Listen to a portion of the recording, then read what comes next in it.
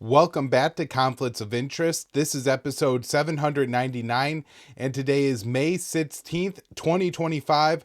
I'm the host of the show, Kyle Anzalone. Of course, there's a lot to talk about on today's show, so I'm going to jump right into it. Just want to remind people to subscribe to the Kyle Anzalone Show. This past week, I had Kelly Vlahos and Dan McAdams on as guests, two very good and informative interviews, I think. You'll want to check those out, so head on over, subscribe to the channel, and of course, leave comments, reviews, share the show, help it to grow a little bit. We really appreciate it. All right, starting off with today's conflicts of interest, Putin aide to lead talks with Ukraine in Istanbul on Thursday. So an aide to Russian President Vladimir Putin will lead a Russian delegation in talks with Ukrainian officials that will be held on Thursday, the Kremlin announced on Wednesday night. The aide, Vladimir Minetsky, will lead the Russian delegation the last time Ukraine and Russia held direct talks in 2022. The U.S. discouraged these negotiations, but now the Trump administration is pushing for direct Russian and Ukrainian talks. And so, as I think disappointing as it is that Putin and Zelensky are not going to be meeting in person, because I do think, as far as it goes, that would probably have been more productive than what we saw. Not necessarily because these low-level meetings wouldn't have been important, but because they're now a disappointment, because it feels like there was some real gamesmanship going on between Kiev and Moscow on who was going to be sent to these negotiations. And it was, at least to some extent, about who's going to send the higher level envoy, and in that way that was going to be telling on who the weaker side was, and I think that was unproductive. At the same time, this guy's former role in leading productive negotiations with Ukraine is encouraging, and it's also encouraging that this time around we don't have Trump acting like Joe Biden. We don't have Keir Starmer acting like Boris Johnson, where they're going to Kiev and doing everything they can to push the Ukrainians away from negotiation. That is certainly the wrong path to go down here. So we will see what happens with these negotiations. I will probably have an update on Monday as far as the results and how this all worked out. I'm not very optimistic that we're going to see something move into the right direction, but it is possible. Moving on to the Middle East, Trump says he wants U.S. to take Gaza and turn it into a freedom zone. So President Trump on Thursday said he wants the U.S. to take Gaza and turn it into a freedom zone. Suddenly, he hasn't given up on his idea of a U.S. takeover of the territory.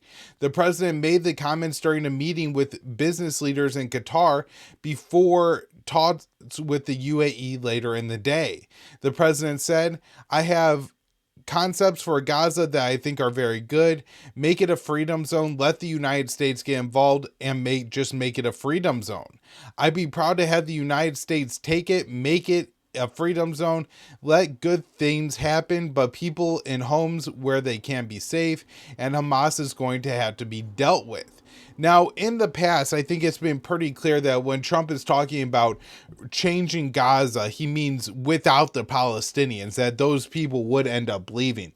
At the time, he was calling for, we're going to build them beautiful cities in other parts of the world. Well, if you're going to build the Palestinians a beautiful city, build it in the Palestinian homeland, rebuild Gaza that way.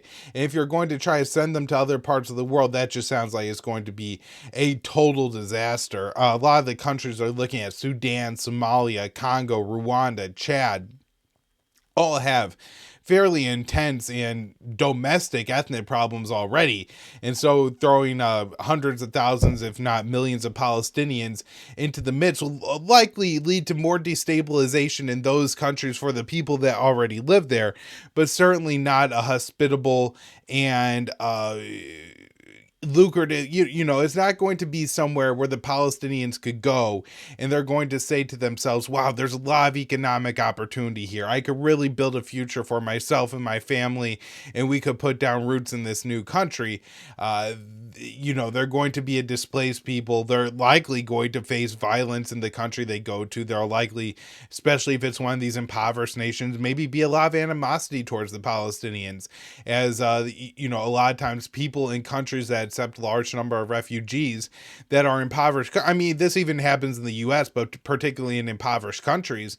It turns a lot of the very poor people off, and makes them discontent with their government, and they get angry at the refugee population because they're now vacuuming up all the government's already limited resources. And so I see this as being really problematic.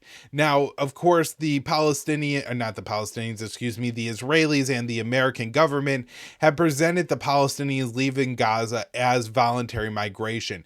That is simply not the case. Giving a person the chance between either your child is going to starve to death or you're going to move to a third country isn't giving them a choice at voluntary migration. It's just a extreme level of cruelty and a part of many genocides and ethnic cleansing campaigns. Now, this is important. Report Witkoff told mediators that the U.S. would enforce Israel to end the slaughter in Gaza. So U.S. Middle East envoy Steve Witkoff has told Arab mediators that the U.S. will not force Israel to end its genocidal war in the Gaza Strip, according to a report from the Times of Israel. The report, which cited Arab officials, said Prime Minister Benjamin Netanyahu was staunchly refusing to end military operations in Gaza, a position he made clear in public comments, as the Israeli military is preparing a major escalation. And I think we saw the first steps of that escalation last night. I don't yet have all the details as we're recording now, and so we will get into this more on Monday. But Thursday night into Friday, Israel carried out a fairly ruthless bombing campaign and escalated ground military operations, particularly in northern Gaza. Jabalia and Bet Lahia were very much hit. People living in tents were apparently hit by massive bunker busting bombs. Absolutely horrible things going on in Gaza right now. Probably as we speak, the genocide is being ratcheted up another couple of notches. So the Netanyahu said on Tuesday, "We in the coming days will be entering with all of our strengths to compete the process to subdue Hamas. It could be that Hamas says, pause, we want to release another 10 hostages.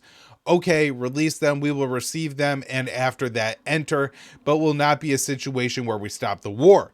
Now, this is really important, right? Like if you're engaged in hostage negotiations with a group, even if it's all lies, right? Like if somebody is saying, I want a gassed up airplane or helicopter at the airport and I will let these 10 hostages go, you could lie and tell that person, yes, we will do that. We'll end the onslaught, just release the hostages, take the hostages back, and then, the plane doesn't have fuel or there's no plane at all, whatever it may be, right? But the goal should be to get the hostages back.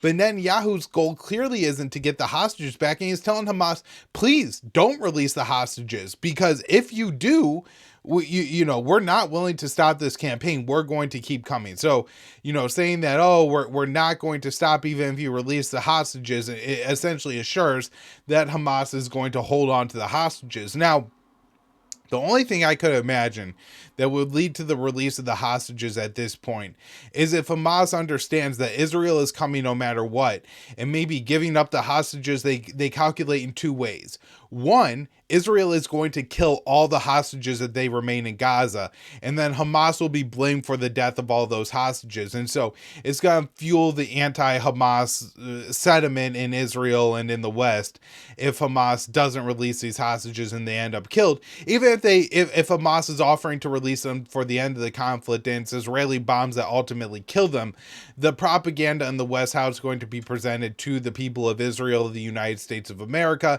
is going to be that they would have been alive if not for Hamas, and therefore Hamas is responsible for everything that happened and Israel bears no responsibility.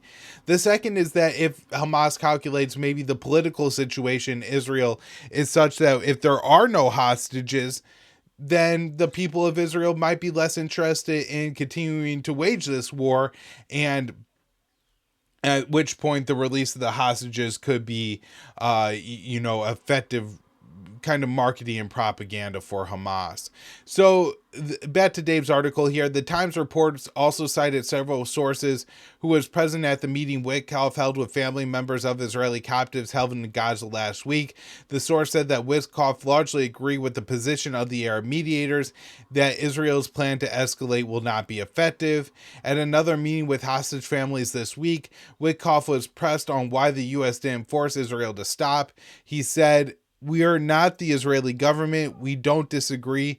The Israeli government is a sovereign government. They can't tell us what to do, and we can't tell them what to do," which is, of course, not true at all. Israel isn't a sovereign government. It's a government that exists with the funding, with the support of the U.S. government. This would be like Witkoff saying, oh, we have no control over what the Ukrainians do. That's absolutely stupid. We have tons of control over what the Israelis do, over what the Ukrainians do. So according to the Times report, Witkoff is now proposing a deal for a weeks-long ceasefire that will release a few captives. Hamas's position is that it's willing to free all the hostages at once in exchange for a permanent ceasefire. Witkoff has insisted that during the weeks-long truce, the U.S. will ensure Israel enter talks on a lasting deal, but the U.S. has promised this before, and it's never really led to the meaningful agreement that they're looking for. So next up here, we have this story. The U.S. and Israel are kind of working on a plan to deal with the 1.5 to 2 million or so starving people in Gaza, right? Israel hasn't allowed any food, water, or aid in since March 2nd. And it seems pretty clear, I mean, this is from statements from Israeli officials, that they've deprived the people of food for about 80 days now. And the order is to put pressure on the civilian population to leave Gaza, right? They want to give the Palestinian parents a choice: feed your children or leave. That's it. If you want to stay in Gaza, you will watch your children starve to death. You will watch each one of them slowly die, and then you yourself will succumb from not having food. That's very clearly the Israeli plan. Now, this is very problematic on the world stage, right? Watching 2 million people die is something that a lot of people are going to be extremely opposed to and absolutely hate Israel for, right? Killing large numbers of children is something that provokes a lot, and rightfully so, of hatred for you. And so if Israel were to go through with this, it would create some problems. So I think to relieve the kind of public relations hit, the U.S. and Israel have come up with this plan where they want to force the Palestinians to move to an area of southern Gaza. They're not going to allow Palestinians or aid organizations to have large amounts of food stores built up. They're just going to, I think, have effectively community kitchens and things like that. This has been the Israeli plan, to put the Palestinians in Gaza on a diet, to not have them at a starvation amount of food, but certainly not have the resources they need to really survive and maintain and live in any way, shape, or form a normal or fulfilling life, right? And so this would also keep the Palestinians in southern Gaza near the border, so when Israel was ready to push them out, they could do so. And also, it doesn't allow buildups of food in Gaza, so the people couldn't hold out for a month or two as Israel imposed the starvation blockade. And so I think this is the point of the U.S. and Israeli plan, and of course the UN is rightfully rejecting it, saying that you can't leverage food in this kind of way. All right, next up here, this one I wrote for the Institute on March 14th. Netanyahu lashes out at Macron after French criticism of Gaza's siege. So Israeli Prime Minister Benjamin Netanyahu on Wednesday charged French President Emmanuel Macron with blood libel and siding with Hamas after the French leader denounced Israel's siege of Gaza as shameful. So a statement from Netanyahu's office said, Macron has once again chosen to side with murderous Islamist organizations and echo its despicable propaganda, accusing Israel of blood libels. And for people who don't know, the, original blood libels were that, Jews would kill Christians and steal their blood. But now effectively what they mean when they say blood libels is a lie about the Jews that would get the Jews killed, right? And so because we had things like the Holocaust and pogroms and things like that that happened to Jews in the past, and a lot of that was based on lies told about the Jews. Now Israel uses the phrase blood libel to condemn anybody who's critical of Israel, saying that, oh, you're committing blood libel, you're opening the Jews up to being killed, which is of course not in any way what's happening here. Israel is a state, Israel is a government, it's not a religion. The criticism of Israel isn't a criticism of the Jews. Because the Israeli government is made up of Jewish supremacists, unfortunately, there are people who have become anti-Semitic and have wrongfully attacked Israel or Jewish people overall for the crimes of the Israeli government. However, it's also the Israeli government that feeds into this exact same narrative by equating any criticisms that they face with anti-Semitism. And so that's what Netanyahu is doing here. So this was the Marcon statement that drew the criticism. What the government of Benjamin Netanyahu is doing is unacceptable. There is no water, no medicine. The wounded cannot get out. The doctors cannot get in. What he is doing is shameful. We need the United States. President Donald Trump has levers. I have tough words with Prime Minister Netanyahu. I got angry, but they, Israel, don't depend on us. They depend on American weapons. So the French president went on to say that the European Union could revoke trade agreements with Israel over the Gaza onslaught. I believe the Spanish prime minister took a little bit more of a strong stance, saying that the European Union shouldn't trade with Israel at all. The statements from Netanyahu's office added that Marcon's remarks exaggerated the release, made it more difficult to get the release of Israeli hostages held by Hamas. It said, instead of supporting Western Democratic camp fighting against the Islamic terrorist organizations and calling for the release of hostages, Marcon is once again demanding Israel surrender and reward terrorism. However, the IDF has recently admitted that freeing Israeli captives is the least important objective in Gaza. Additionally, Netanyahu said Israel would not agree to a permanent end to the fighting, even if the hostages were released, and would expel over 50% of the Palestinians from the trip.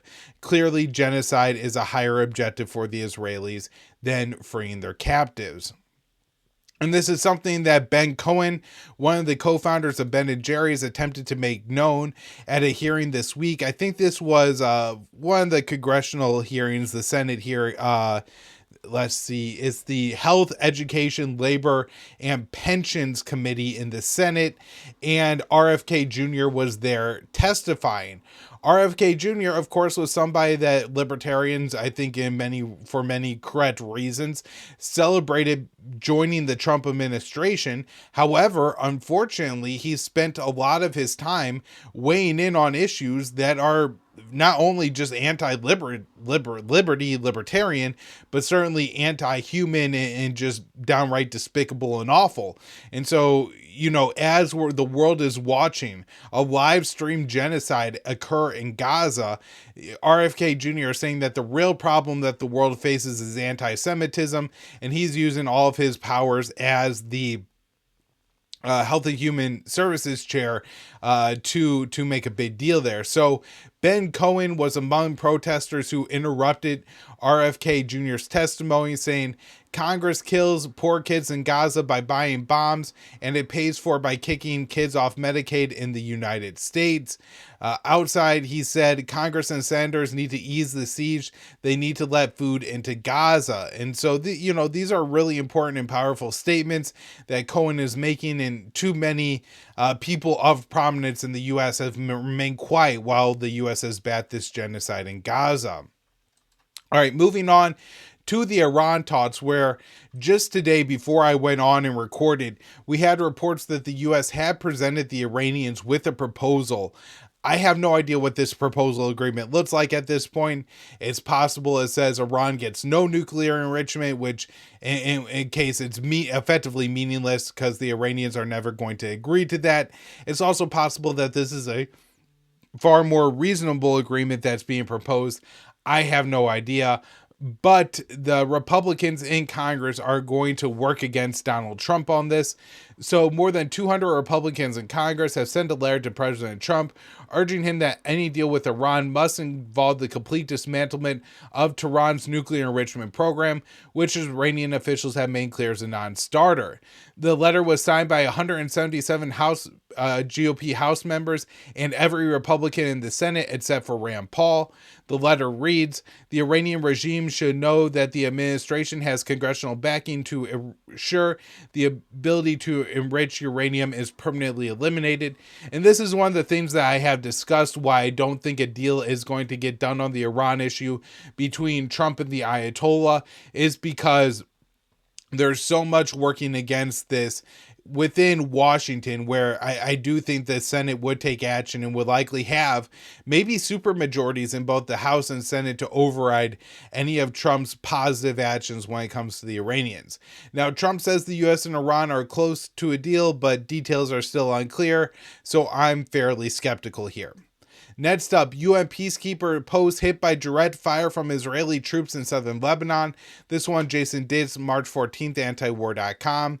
UNIFIL, which is a peacekeeping mission deployed to southern Lebanon, say their peacekeepers continue to struggle with active Israeli military operations in southern Lebanon, including a statement today expressing concern about Israel's increasingly aggressive military posture. One of the peacekeepers' outposts near Kfar Kolamba came under direct fire from Israeli troops across the border. The fire was the first direct fire by Israeli troops against the UNIFIL post since the ceasefire went into effect in November. The post was hit, but officials said peacekeepers are all safe after the incident. Israel repeatedly targeted UNIFIL sites during the war in 2024, often damaging or destroying property. Shortly before the ceasefire went into effect in late November, an Israeli drone attacked a bus carrying UNIFIL peacekeepers, injuring 6 of them. There have been incidents of UNIFIL patrols being targeted by Israeli forces since the ceasefire went into effect. French UNIFIL personnel found an Israeli spy device near a border village, and Israeli troops shot at them to drive them away, though no peacekeepers were actually hit and injured in the incident. Yesterday, an Irish UNIFIL patrol operating near Maroun al-Raz reported being targeted by Israeli sites by nearby Israeli troops. No shots were fired, but the UNIFIL said targeting was unwelcome. And again, imagine if any other country was doing this to UN peacekeepers. There would be massive outrage, calls for the US to get more heavily involved in this situation. All right, wrapping up here with maybe the most absurd thing that Donald Trump has done since becoming president. Trump meets with Syria's al-Qaeda leader turned president, praises his strong past. So on Wednesday, Trump met with Ahmed al-Shara, the founder of al-Qaeda in Syria, who became the country's de facto leader after his rebranded group of jihadists known as Hayat Tahrir al-Sham, or HTS, took power in Damascus in 2024. Trump said he had a, quote, very good meeting with al-Shara, who is better known by his name Abu Mohammed al-Jolani, who, of course, was the founder of al-Qaeda in Syria and a veteran of the Iraq War. And let you guys know, he did not fight for the American side. He didn't even fight for the Shia side. He fought for the Sunni side, for al-Qaeda in Iraq. This guy is a veteran of al-Qaeda in Iraq. This is what Trump said about him. Young, attractive guy, tough guy, strong pass, very strong pass, fighter. He's got a real shot of holding it together. And so imagine any American speaking this positively about any member of Hamas, right? That would draw intense criticism. You're siding with the terrorists. You want the Jews to die. You're an anti-Semite. Why don't you just go to Gaza, right? These are all going to be the responses. If anybody said this about Yahya Sinwar, Mohammed Diaf, or any leaders of Hamas, right? That, you know, they're effectively terrorists for praising members of Hamas. And yet here's Trump, our commander-in-chief, meeting with, embracing, removing sanctions on this Hayat Tahrir al-Sham, this al-Qaeda-led government of Syria, calling him a strong guy, an attractive guy. And there's not massive outrage. There's not massive criticism. Congress isn't writing bills. If Trump signs a deal with the Ayatollah, he will be accused of helping the terrorist. And yet here you have an actual government led by actual terrorists, right? Not his dad fought for al-Qaeda in Iraq. He fought for al-Qaeda in Iraq. He fought against the Americans in the Iraq War. And again, not even the Shia side, but the suicide bombing, the side that cuts off people's head, the Islamists that we've opposed in the Middle East for decades and decades, the people, the legacy, this guy is the next generation of bin Ladenite terrorists, the people who knocked down our towers on 9/11, the reason we started the entire war on terror in the first place. And now our government is embracing this. It's absolutely unbelievable in such a strong way to say he has a strong past, a very strong past, acknowledging that he's a fighter, all but saying, yeah, this guy fought against us, fought for al-Qaeda in Iraq, but now he's on our side and I'm happy with it. This is just unbelievable. It makes me so mad. I had talking about the Trump administration and the personnel, RFK Jr., you have hope that what he's going to do is really try to rein in big pharma some. I think all Americans know that there's really something that stinks pretty bad when it comes to our healthcare system and how much money these big pharmaceutical companies make and how they give us inadequate drugs, dangerous drugs, and are oftentimes shielded from any liability for those drugs. There were real issues that Americans really wanted RFK Jr. to tackle. And what did he do? He declared anti-Semitism a plague and that we have to go after this, right? He's not trying to figure out who is getting autism and why. No, he's going after the anti-Semites and the alleged anti-Semites, I should say. They're not even actually anti-Semites. And so that complete miserable failure. We had optimism that this was going to be a good thing. RFK Jr. entering the Trump administration ends up being horrible. Tulsi Gabbard. She has some flaws, of course. She's not anti-war. She's in favor of the drone wars and the war on terror against the Sunni jihadists. However, she's supposed to understand the difference between a Sunni and a Shia. She's supposed to understand who killed, as she says, her brothers and sisters in uniform during the Iraq War, during the Syria War, who's really a threat to the American people. And HTS, Abu Mohammed al-Jawlani, are leaders of al-Qaeda, right? They only split with al-Qaeda officially in coordination with the al-Qaeda leadership and only to get more support from the Americans. It's a propaganda stunt. It's a complete ploy. If you really wanted a secular leader of Syria who could have held the country together, it was Bashar al-Assad, who the U.S. spent a decade and a half, including through the entire first Trump administration, trying to remove from Syria. And so now that you actually have the kind of government in Syria that you've been essentially fear-mongering about for the past 3 decades, right? That you had this evil, brutal dictator. They're going around and conducting ethnic cleansing of minority groups, of Christians, of Alawites. This is horrific. This is, I'm not in favor of sanctions, right? If it were up to me, I would eliminate all sanctions tomorrow. The only group of sanctions that I would be somewhat hesitant to lift would be the sanctions now on Syria because it has an al-Qaeda government, right? We can't lift the sanctions on Cuba, Venezuela, Iran, Russia, and in part, in North Korea, in part, they'll claim, oh, these states all support terrorism. And then you have an actual terrorist state rise and you remove the sanctions on that country. It's unbelievable. I couldn't be more upset about this. All right, that's where I'm wrapping up the show for a day, everyone. I hope you enjoyed it. We will be back with more episodes of Conflicts of Interest and the Kyle Anzalone Show next week. Thank you.